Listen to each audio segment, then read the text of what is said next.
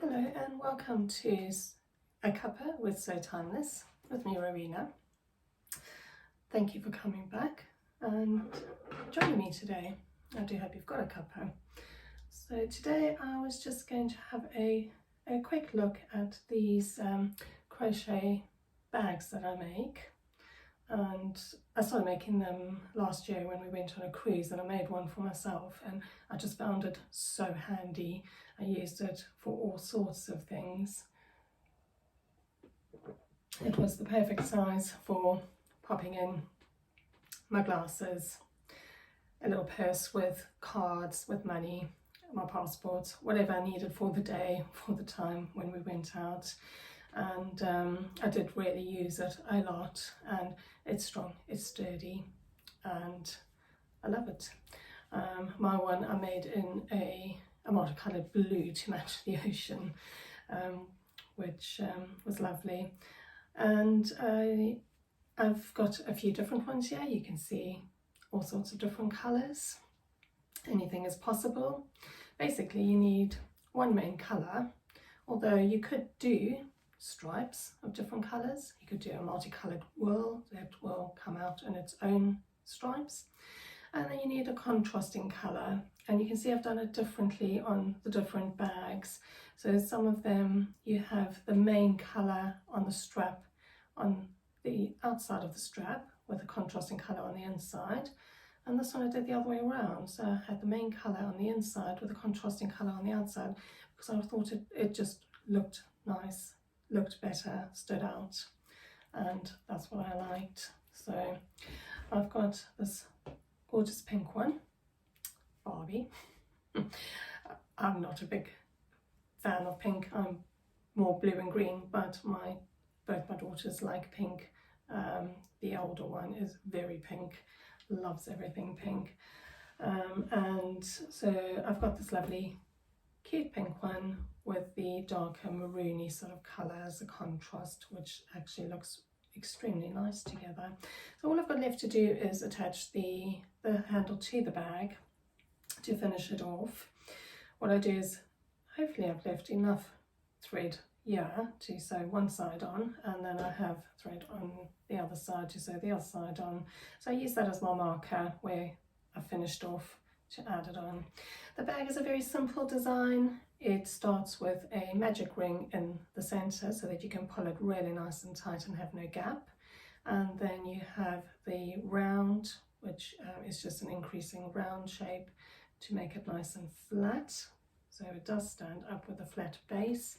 Then you do a contrasting line before starting the shell pattern going upwards. There's no shaping, it's just all straight. And the strap is very simply made with half double crochet for the center in whichever color you choose, with double crochets around it to finish it off. And so extremely simple, easy to make, but I think looks lovely. Very vintage looking. It's called a vintage market bag. You could use it if you went to a market. I've done photos for Etsy with fruit inside it, and it really does look gorgeous with the fruit inside it. It looks like it belongs in there. So while I'm chatting, I'm just going to quickly finish this off. I have previously, I just need to make sure I've got this the right way around as well. So that should be that way around. You can see the difference on the inside. Well, you might not be able to see on camera, but there's a slight difference to the inside to the outside.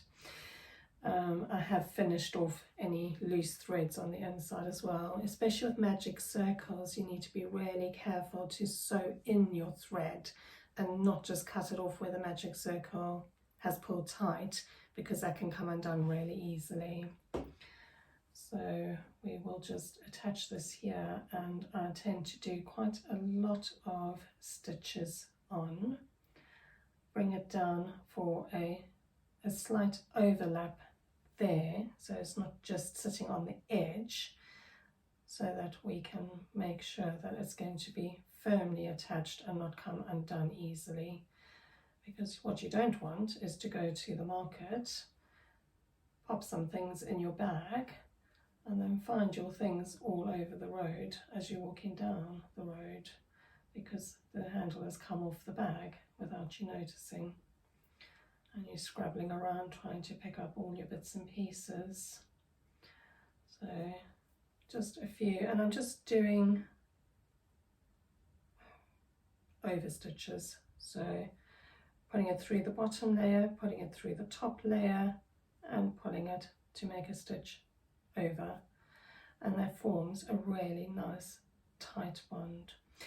You can also, and I have done this with one of the bags, but it was just a little bit of a pain doing it, you can also sort of attach it as you crochet. So what I did was, when I was crocheting the outside part of the handle, I crocheted it onto the bag to make sure that it wasn't going to come off. But it's not particularly easy to do, and you have to be careful so that it doesn't show up. And yeah, I'm just going to be stitching under. I do go a fair ways, going through the middle of the stitches there, so you can't see it on either side, because you're going through the center of the actual stitch that's been crocheted. And it doesn't matter which color you go through, just make sure you go through a biggish area to make sure. And I've gone a fair way up, because what I want to make sure is that if it gets pulled, that's not going to pull this out, and now I can snip the end off. So well secured in place, that is not going to come off easily. You can't really see where it's been attached as well.